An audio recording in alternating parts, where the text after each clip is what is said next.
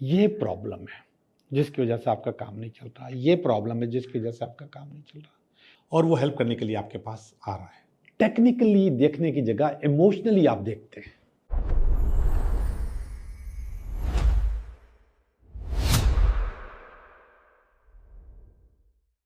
Hello दोस्तों, मैं हूं Liaquat Jogi, Karachi based tarot card reader and palmist, और आप देख रहे हैं मेरा चैनल टैरो बाय जोगी। मैं उम्मीद करता हूं कि आप बिल्कुल अच्छे होंगे, बेहतर होंगे, आलीशान होंगे। आमतौर पे मेरे पास जो लोग आते हैं उन लोगों में अक्सर एक जुमला इस्तेमाल करते हैं वो लोग कि मेरी नींदें हराम हैं। बिल्कुल होती हैं। हर इंसान की जो नींद है उसके अपने टाइम के हिसाब से हराम होती है। अब मैं बता दूं, पहले तो मैं अपना बता दूं। मैं जब सोता हूं, बेड पे जाता हूं, तो अगले 2, 4, 5 मिनट के अंदर अंदर मुझे नींद आ जाती है। रात में 1 या 2 दफ़ा हल्की सी आंख खुलती है। मैं चाहूं तो उठूं, मैं न चाहूं तो ना उठूं। मगर उसमें नींद हराम वाली कहानी नहीं होती। कुछ अर्सा 2.5-3 साल पहले थी ऐसी बात, अब नहीं है, अब सेट है, अब मेरी नींद हराम नहीं है। लेकिन लोग कहते हैं अक्सर कि मेरी नींदें हराम हैं। तो उनसे मैं सवाल करता हूं कि भाई रात को किस वक्त नींद नहीं आती? तो अक्सर तो यही कहते हैं कि हमें सोने के साथ जब हम सोते हैं तो दूर दूर तक नींद नहीं होती, कोशिश भी करते तो नींद नहीं आती, पता नहीं कब हमें नींद आ जाती है। तो एक छोटा सा ग्राफ बता रहा हूं मैं आपको, एक रात का रिदम बता रहा हूं। उस रिदम को ज़रा गौर से सुनिएगा, लिख लीजिए और अपने आप को मॉनिटर कीजिए कि आप उस रिदम में किस जगह पर आ रहे हैं। जिस जगह पर आपकी वो नींद हराम है वही जगह आपकी डिस्टर्ब है। आम तौर पे जो नींद नहीं आती स्टार्ट में और घंटों लग जाते हैं, आंखें फटी रहती हैं, बंद भी कर लो तो दिमाग चलता रहता है, वो शाम को रात को 9 से 11 है। अगर आपको रात को 9 से 11 बजे नींद नहीं आ रही तो आपका मेंटल इशू है। पक्की पक्की बात कि आपके पास कोई शदीद जहनी परेशानी है, अनसॉल्व चीजें हैं, कोई गुत्थी है जो सुलझ नहीं रही, उलझी रहती है। एक और बात बता दूं, आमतौर पे इसी सोच के दौरान आपकी गुत्थी वहां पर सुलझ भी सकती है, क्योंकि जब नींद नहीं आ रही होती तो आप उसके हल की तरफ जा रहे होते हैं। वो हल आपके दिमाग में ऑलरेडी मौजूद है, वो निकल भी आता है और समझ में भी आ जाती है कि मैं इसको इस तरीके से डील करूंगा तो वो गुत्थी सुलझ जाएगी। तो आपके पास जो नींद नहीं आती 9 से 11, वो आपका मेंटल इशू है। और अगर आपको नींद 11 से 1 बजे के दरमियान नहीं आती, 11 से 1, तो ये इमोशनल इशू है। मेंटल इशू में कोई भी इशू हो सकता है, खासतौर पे इसमें कारोबारी काम, पैसे का लेन देन, इस किस्म की चीज़ होती है। कैसे दूंगा, कैसे नहीं दूंगा, कैसे होगा, कैसे नहीं होगा, इस किस्म का। इमोशनल इशू का मकसद कि आपके पास इमोशनली कहीं ना कहीं आप डिस्टर्ब हैं, जिसमें आपके जो पर्सनल इश्यूज हैं वो भी आ जाते हैं। बेवफाइयाँ भी इसी में आती हैं, इमोशनली आप सेट नहीं होते। तो वो टाइम होता है 11 से 1। पहले वाले जो इशू में मैंने आपको बताया था कि आपके पास आपके मसाइल का हल हो जाता है या कोई चीज़ निकल आती है। दूसरा वाला जो इशू है, इसमें आपके मसाइल का हल आपको नहीं मिलता, बल्कि आपकी परेशानी बढ़ती है, कम नहीं होती। रात को अगर 1 से लेकर 3 बजे तक नींद नहीं आती तो ये एंगर का इशू है। और ये बहुत आसान है। आप एंगर मैनेजमेंट करें, अपने आप को कंट्रोल करें। आपके पास लेट गो नहीं होता, आप चीज़ों को भूलते नहीं हो, आप माफ़ नहीं करते, आप पीछे पड़े रहते हो, आप जान ले लेते हो। आप लोगों की क्या जान लोगे, आप अपनी जान ले रहे होते हो। हर चीज़ में गुस्सा, हर चीज़ में चिपकना, हर इशू को साथ लेके चलना, आपका स्ट्रेस, एंजाइटी, ओवर थिंकिंग बहुत ज़्यादा बढ़ी हुई होती है। और वो टाइम मैंने आपको बताया, रात को 1 बजे से 3 बजे तक। हाँ, एक और चीज़ भी, अगर आप सोए हुए और आपने आँख खुल गई है और आपका टाइम 1 से 3 है तो समझे कि एंगर इशू है। पहले वाले में मैंने कहा कि गुत्थी कहीं ना कहीं से कोई ना कोई रास्ता मिल जाता है। दूसरे वाले में मैंने आपको बताया कि इसका कोई हल नहीं, ये आपको ख़राब करता है और डिस्टर्ब करता है। तीसरे वाले में मैं आपको बता रहा हूँ कि आप एंगर मैनेजमेंट अपने तौर पे कर सकते हैं, इसको रोक सकते हैं, इसको कंट्रोल कर सकते हैं। आप यूट्यूब पे जाइए, आपको एंगर मैनेजमेंट की बहुत सारी एक्सरसाइज मिल जाएंगी। लेकिन बहुत आसान चीज़ बताऊं, बहुत आसान, लेट गो करें, चीज़ों को छोड़ दें, भूल जाएं, माफ़ कर दें, माफ़ करना सीखें। आपकी चीज़ें खुद ब खुद सही होती चली जाएंगी, खुद ब खुद बेहतर होती चली जाएंगी, आपकी ज़िंदगी अच्छी हो जाएगी, आपकी नींद बहुत आलीशान हो जाएगी। और अगर रात को 3 से 5 बजे तक नींद नहीं आती तो ये आपका बिहेवियरल इशू है। इस इशू को भी आप खुद सही कर सकते हैं, अपने बिहेवियर को सही करके, उसको कंट्रोल करके, उसको रोक के खुद कर सकते हैं। पहले वाला भी मैंने पहले वाले से मुराद इसके ऊपर वाला एंगर वाला और भी बताया कि आप खुद कर सकते हैं, ये भी आप खुद कर सकते हैं, क्योंकि आप अपना बिहेवियर खुद डिज़ाइन करते हो, खुद बनाते हो। चीख के बात कर लेना या हंस के बात कर लेना, ये आपकी अपनी डिज़ाइन की हुई चीज़ है।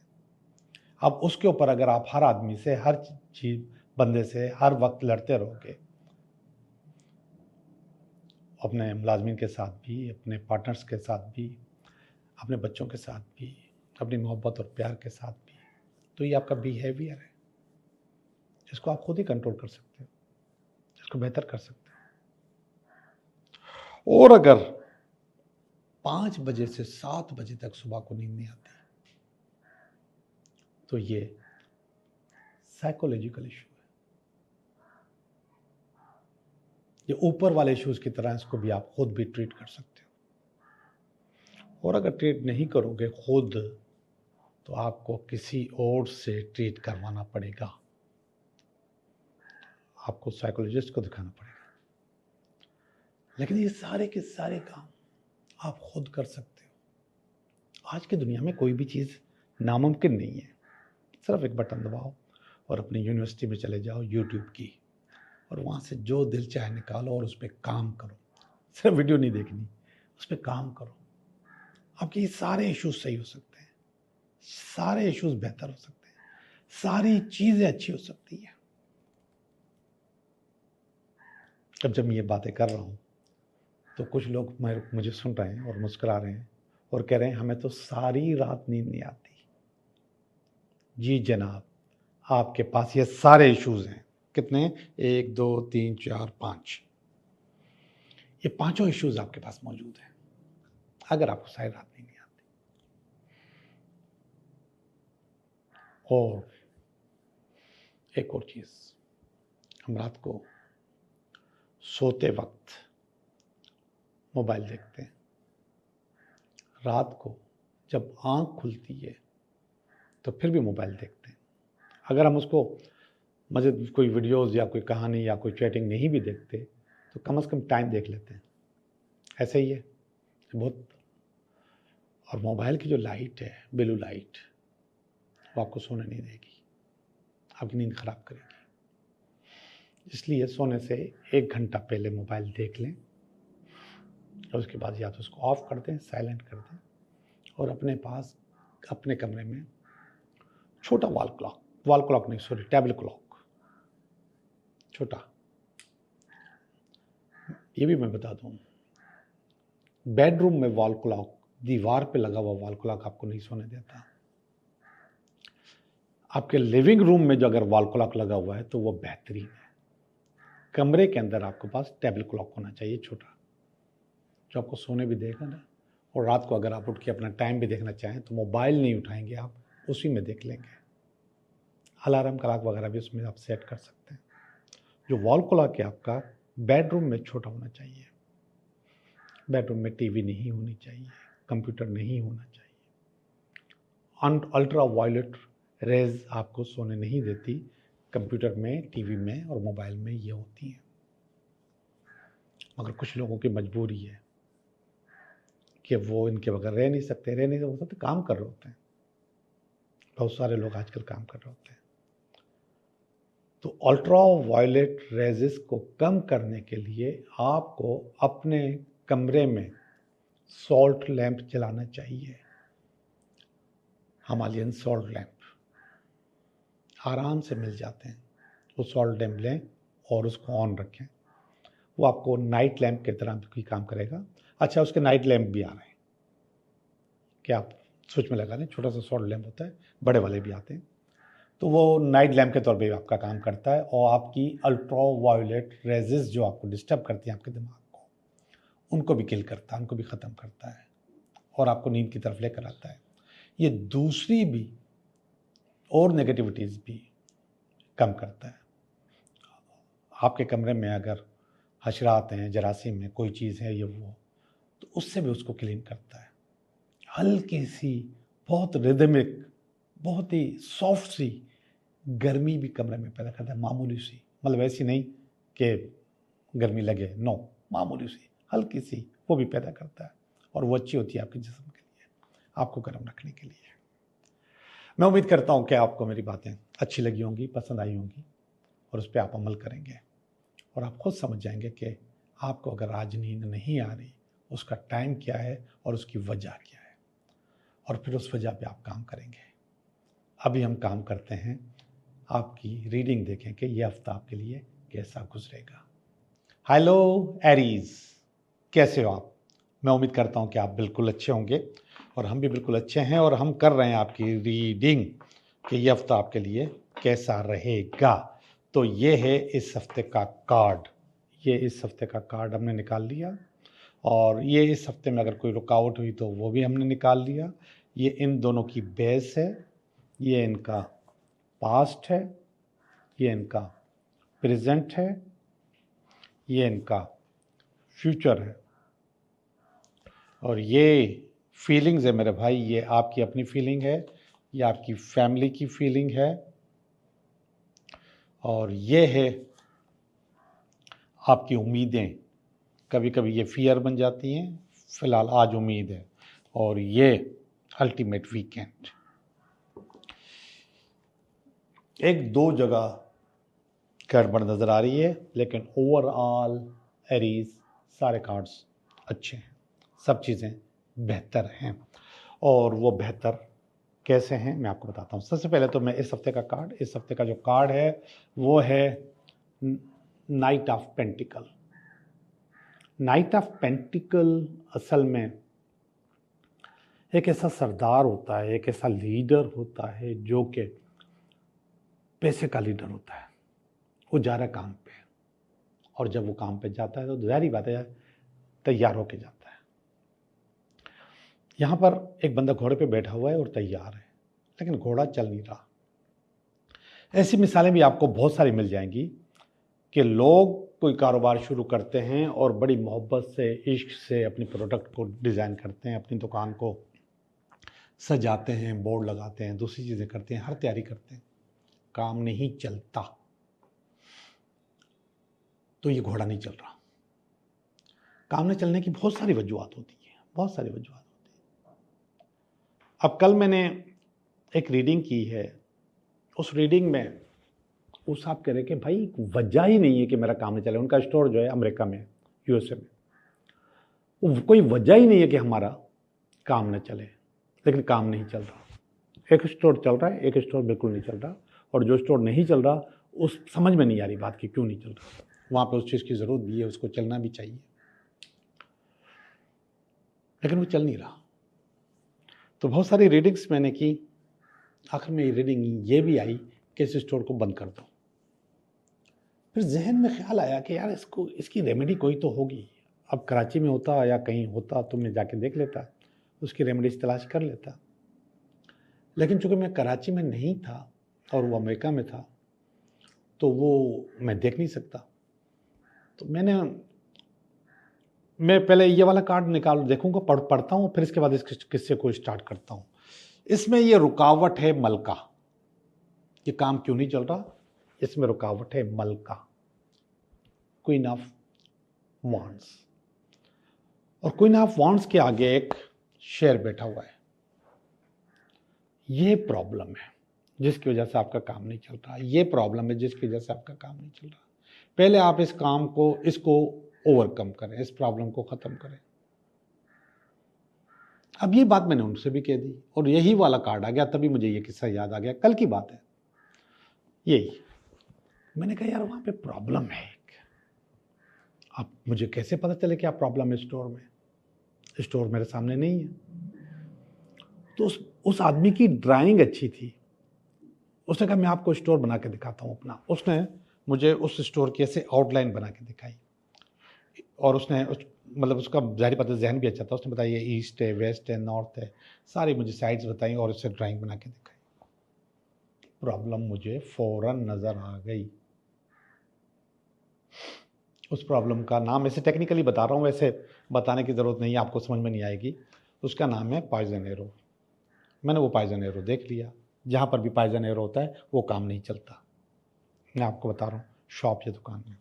तो वो मैंने देख लिया, मैंने फ़ौरन उनको वो रेमेडी दे दी, मैंने जाए। अब वो पाकिस्तान में, उसने फ़ौरन उस चीज़ का ऑर्डर किया अमेज़ोन से, और अपने जो वहाँ पे लोग हैं वो उसको वसूल करके वहाँ पर लगा देंगे, इंशाल्लाह चीज़ बेहतर हो जाएगी। ये जो मैं बातें कर रहा हूँ इसको फेंग शुई कहते हैं। ये एक इल्म है जिससे आप अपनी सिमतों को बेहतर करके अपना कारोबार, काम या रिलेशनशिप को बेहतर कर सकते हैं। हमारी बहुत सारी चीज़ों में ये चीज़ शामिल होती है, मतलब मैं रेमेडीज़ में कि मैं फेंग शुई, और उसका दूसरा हिंदी नाम है वास्तुशास्त्र। वास्तुशास्त्र के तहत आपको थोड़ा सा मशवरा देता हूँ, वो चीज़ें बेहतर हो जाती हैं। तो यहाँ पर मैं एरीज देख रहा हूँ कि आपके पास आपका काम नहीं चल रहा, आप रुके हुए हैं, फंसे हुए हैं, जबकि ज़हनी तौर पे तैयार हैं, आप सरदार भी हैं, आप लीडर भी हैं, आपके पास अकल भी है, आपके पैसा भी लगाया हुआ है, आपने स्टोर भी खोल लिया है, आपने सब कुछ कर लिया, मगर काम चल नहीं रहा। क्वीन ऑफ वॉन्ड्स के आगे जो शेर बैठा हुआ उसको चेन डालनी है, ये वाला कार्ड आ गया। तो वो चेन का मकसद है कि कंट्रोल हो जाएंगे, आपकी जो प्रॉब्लम है वो कंट्रोल हो जाएगी, चीज़ें अच्छी हो जाएंगी, बेहतर हो जाएंगी। ये कार्ड जो है ना, ऊपर क्वीन ऑफ वांड्स आया है, नीचे क्वीन ऑफ कप्स आया है। क्वीन ऑफ वांड्स कारोबार, काम और बिजनेस की एक ज़बरदस्त किस्म की खातून है, ठीक है, और बहुत ज़्यादा पर्सनल मैग्नेटिज्म होता है इसके अंदर। और क्वीन ऑफ कप्स जो है ये क्या होती है, नर्चरिंग होती है, और क्रिएटिव और इमोशनल होती है, इनोवेटिव बहुत होती है। ये असल में इसकी जो बेस है वो क्वीन ऑफ कप्स है, कि आपने बहुत सारी चीजों को टेक्निकली देखने की जगह इमोशनली आप देखते हैं, आपको पसंद आता है कि मैं ये करूं, मगर उस इमोशंस में आपके पास कहीं ना कहीं गड़बड़ आ जाती है, और वो गड़बड़ आ गई। इसकी बेस जो है ना इमोशन है। ऊपर कह रहा है कि अपने आप को थोड़ा प्रैक्टिकल कर लो, जरा बेहतर कर लो, ऊपर कह रहा है चेन डालो। ये वाली खातून, ये जो आपकी सोच है इसको थोड़ा सा कंट्रोल करो। इनोवेटिव होना चाहिए, इनोवेशन के बगैर आप अपना स्टोर, अपनी चीज़ें, अपनी दुकान, अपना कारोबार, अपना नाम, अपना लोगो, अपनी चीज़ें बेहतर नहीं कर सकते इनोवेशन। मगर इनोवेशन में कभी कभी हम इतना आगे बढ़ जाते हैं कि वो चीज़ रीडेबल ही नहीं होती, उसको आप पढ़ ही नहीं सकते। आपने एक लोगो बनाया, उसको किसी को समझ में नहीं आ रहा कि ये क्या बनाया, आप खुश हो कि मैंने ज़बरदस्त काम किया है, बेहतरीन लोगो बनाया। अब वो लोगो दुनिया के सामने जा रहा है, उनको नहीं समझ में आ रहा कि ये है क्या। तो इनोवेशन में भी थोड़ा कंट्रोल होना चाहिए, उसमें ये वाली पावर, प्रैक्टिकल पावर होनी चाहिए। ओके जी, ये मैंने आपको बताया। ये वाला जो है ये पास का कार्ड है, और ये पास का कार्ड कह रहा है कि पास में ऐसा हुआ है कि आपके पास बेशुमार प्रॉब्लम्स थी, बेशुमार गड़बड़ मौजूद थी, लेकिन आपने उसको ओवरकम कर लिया, बेहतर कर लिया और आपकी कश्ती आराम से अपनी मंजिल पे पहुंच गई। इस वक्त बता रहा है कि आपको हेल्प करने के लिए कोई तैयार है, इस वक्त कोई हेल्प करने को तैयार है, बेहतर है, और वो हेल्प करने के लिए आपके पास आ रहा है। किसी वक्त भी आपको वो हेल्प मिल जाएगी। इमोशनल भी हो सकती है, मेंटल भी हो सकती है, पैसों में भी हो सकती है। ये कार्ड नेगेटिव आया है, ये दिल के टूटने का कार्ड है। तो कहीं ना कहीं आपका दिल टूटेगा। अब ज़रूरी नहीं है कि वो इश्क में टूटे, हो सकता है कि कारोबार में जो आप चाह रहे हैं वो ना हो तो फिर वो दिल टूटे आपका। लेकिन ये धोखे का कार्ड भी है, ऐसे धोखा भी नजर आता है। बहरहाल आपको कंट्रोल करना है चीज़ों को। अब जरा फीलिंग की तरफ जा रहे हैं। अब इस दिल टूटने की वजह से यहाँ पे टावर टूटा है, ये टावर का कार्ड है और टूट फूट हो रही है। अब मैं पहले भी ये किस्सा सुना चुका हूँ, कि बात बता चुका हूँ कि आपका टावर नहीं टूटना चाहिए। भाई एक चीज़ ख़राब हुई है तो उस पर आपका टावर नहीं टूटना चाहिए, आपको उसका हल तलाश करना चाहिए। और अगर आपका टावर टूट गया तो फिर ज़िंदगी और ये रीडिंग और ये कहानियाँ आगे नहीं बढ़ेंगी। तो आप अपने आप को बेहतर कर लें, ये टावर नहीं टूटना चाहिए। ये नेगेटिव कार्ड है। एक और नेगेटिव कार्ड, हैंग्ड मैन, ये आपकी फैमिली की फीलिंग में आया है। फैमिली की फीलिंग का मकसद है कि फैमिली भी आपके दुख में परेशान है और वो समझ रही है कि आप फंस गए, लटक गए, आपको दुख है, अफसोस है। आपकी फैमिली भी यही फील कर रही है। अब आप भी ये फील करो, आपकी फैमिली भी ये फील करे, आपके अंदर की वाइब्स भी ख़राब हो और दूर से भी वाइब्स आपके पास नेगेटिव आए, तो फिर काम ख़राब हो जाएगा। तो आपको अपने आप को बेहतर करना है। ये वाला कार्ड बहुत अच्छा है, बहुत आलिशान है। ये आपकी उम्मीद है, बहुत ज़्यादा पैसा, बहुत अच्छा पैसा और आपका जो इन्वेस्टमेंट है उसका हल। तो ये पैसा आपको चाहिए, ये पैसा आपको मिलेगा इंशाल्लाह, ये उम्मीद है। आखिरी वाला आलिशान कार्ड है, उम्मीद नहीं है। ये 3 नेगेटिव कार्ड आने के बाद, जिसमें से 3 ऑफ स्वॉर्ड है, टावर है और हैंग मैन, ये तीनों कार्ड एक ही जगह पर आए कि इसके बाद भी मैंने कहा कि आपको नहीं टूटना चाहिए। तो ऊपर वाला कार्ड बता रहा है एम्प्रेस कि आपने अपने आप को कंट्रोल कर लिया, चीज़ें बेहतर कर ली, अच्छी कर ली। कमाल हो गया। मैंने यहाँ मशवरा दिया, वहाँ पे आपने अमल कर दिया। ये थी आपकी रीडिंग। अब हम चलते हैं आपके 3 सवालात की तरफ कि आपको 3 विश या 3 सवाल मुझसे पूछें, मैं आपको उनका जवाब देता हूँ।